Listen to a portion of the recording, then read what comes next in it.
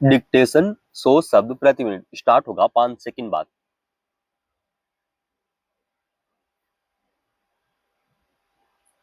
Start. देश भर में हर साल बड़ी संख्या में लोग लापता हो जाते हैं, जिनमें ज्यादातर बच्चे, महिलाएं और लड़कियां शामिल होती हैं। इस वर्ष जनवरी के पहले पखवाड़े में दिल्ली से 800 से अधिक लोगों के लापता होने की खबरों ने इस मसले की गंभीरता को फिर से उजागर किया है। मगर हैरत की बात है कि इस आपराधिक समस्या से निपटने के लिए अब तक राष्ट्रीय स्तर पर कोई एकीकृत प्रयास होते नजर नहीं आए हैं। यहाँ तक कि लापता होने की घटनाएं और उनमें से कितने लोगों को ढूंढ लिया गया तथा ऐसे मामलों के पीछे किसका हाथ था, इसका एकीकृत राज्यवार ब्यौरा भी मुश्किल से दर्ज हो पाता है। यही वजह है कि सर्वोच्च न्यायालय ने मंगलवार को इस मसले पर चिंता जताते हुए केंद्र सरकार से कहा कि वह इस बात का पता लगाए कि देश के विभिन्न हिस्सों में बच्चों के लापता होने की घटनाओं के पीछे किसी देशव्यापी गिरोह या राज्य विशिष्ट समूह का हाथ तो नहीं है। इसके लिए तमाम राज्यों से ऐसे मामलों की संख्या और कार्रवाई का ब्यौरा संकलित कर उनका विश्लेषण करने का निर्देश भी दिया गया है।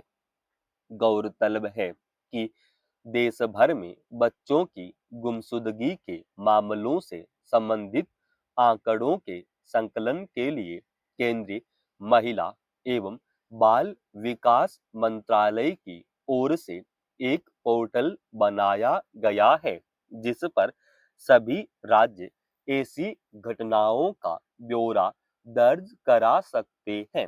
मगर इस प्रक्रिया में भी सरकारी तंत्र की उदासीनता साफ दिखाई देखी जा सकती है।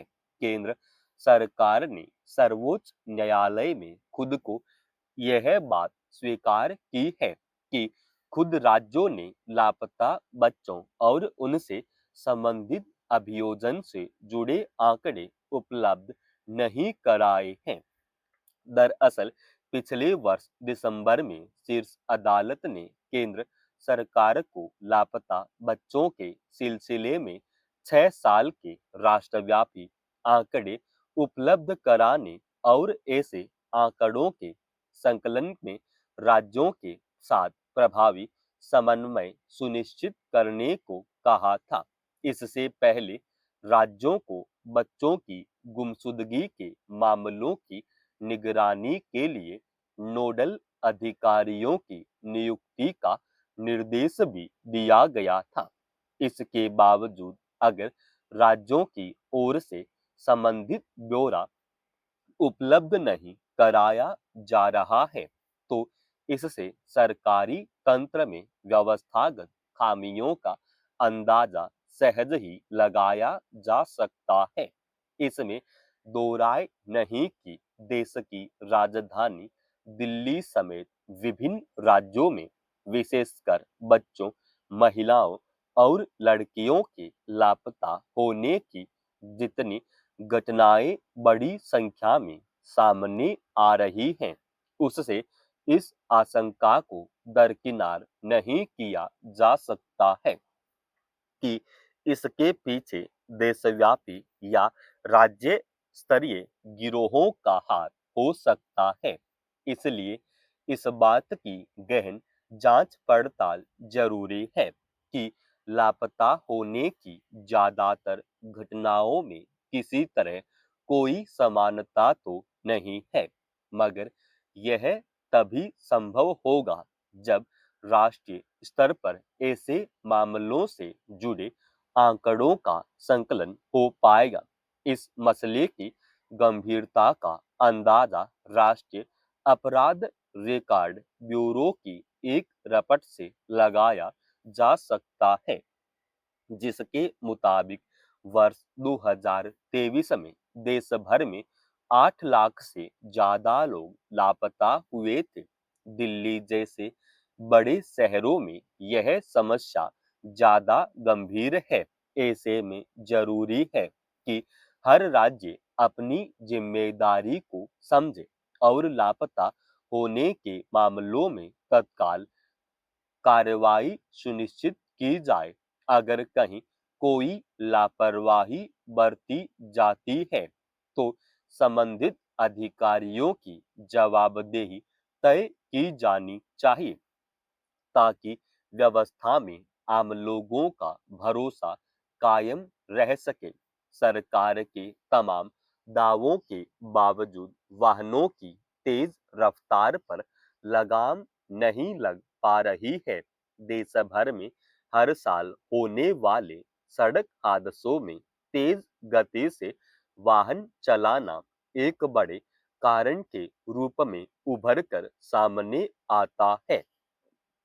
वजह साफ है कि यातायात नियमों का पूरी तरह अमल सुनिश्चित करने में हर स्तर पर लापरवाही बरती जा रही है। खास तौर से राजमार्गों पर चलने वाले भारी वाहनों से जोखिम लगातार बढ़ता जा रहा है।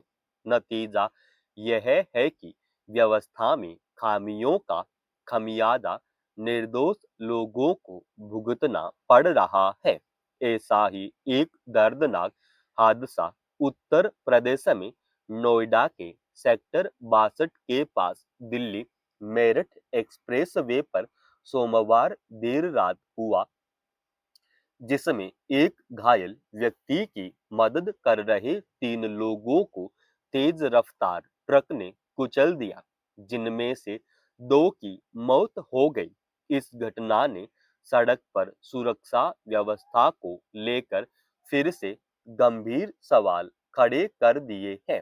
क्या राजमार्गों पर वाहनों के गति मापक यंत्रों का अभाव है, या फिर उनका संचालन ठीक तरह से नहीं हो पा रहा है? समाप्त। दोस्तों, रोजाना ऐसे ही एडवांस डिक्टेशन के लिए चैनल को आप अभी सब्सक्राइब कीजिएगा, और आज के इस डिक्टेशन का पीडीएफ फाइल हमने हमारे Telegram channel study with H Swami पे डाल दिया है, जिसका लिंक इसी वीडियो के डिस्क्रिप्शन में डाल रखा है।